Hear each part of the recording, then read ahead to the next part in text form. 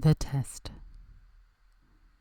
Certain moments test our humanity, not least how we treat others when we are in our peak times. The journey of life, with its undulations, can't all be sunny hilltops. A casual trip to the high street one day makes me realize a crisis necessitates remembering the important things. I was praying that someone would come along and give me £2. These words leave me stunned. Just £2.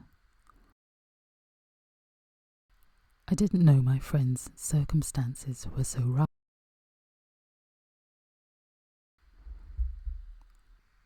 This experience reminds me of a story Jesus told, the Good Samaritan, as it also features rough times, when life's journey dips into serious circumstances.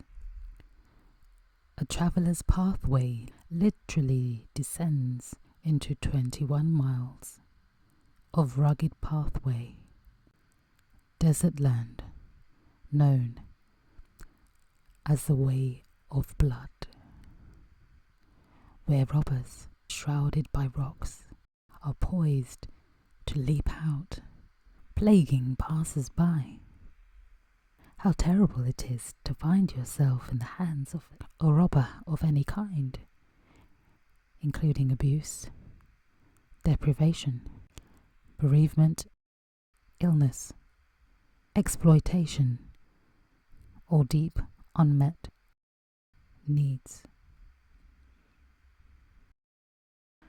They often have a way of stripping of personhood, robbing and leaving us feeling dead emotionally, spiritually, physically, or socially. For many, the final blow comes from shame's grip, lingering like a vice. Another pathway sees another acquaintance unable to eat, emotional, unsure of what to do. Some help is in order, removing any hint of debt hanging over both.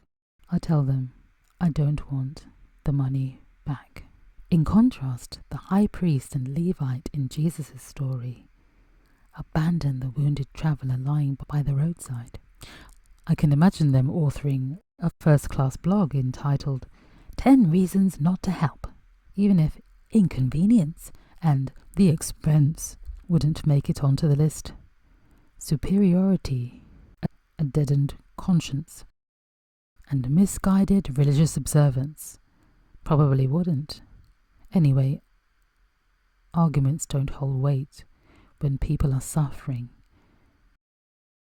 Only genuine compassion, like that of the Good Samaritan, who instead stoops over the injured man, personally bandaging his wounds, ensuring he is cared for at an inn, with a promise to cover expenses for whatever he needs in the future. Anyone can feel surrounded by thieves of hope or personhood. Thankfully, I have met some Samaritans when I needed to the most.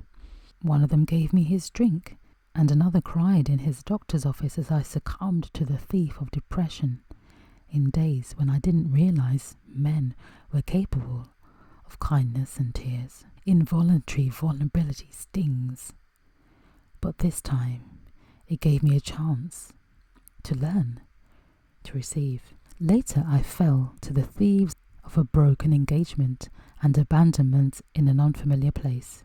Although we spoke different languages, my wound was staunched by a trio of little ones at church, wrapping my wrist. Not with bandages, but a friendship bracelet the young sisters had made themselves. Beautiful Lachs upholding the dignity of my flagging spirit. How we treat others in less favourable situations is an enduring barometer of character. Those who rob others of their humanity rob themselves of their own. But the ultimate Samaritan, the Good Samaritan himself, charges us to follow his example today in Luke chapter 10 verse 37. In his story, and in particular the figure of the Good Samaritan, Jesus is representing himself. He came to save humanity and each one of us when we were unconscious of our pitiful state, giving his life for us, healing our wounds, cancelling the debt for our sins that was hanging over us, while providing everything necessary for our eternal future. Love for God and fellow human beings is life's most important lesson. Shielding others and being shielded by the love of God, while strength can be regained and people can get back on their feet, is both an honour and a challenge.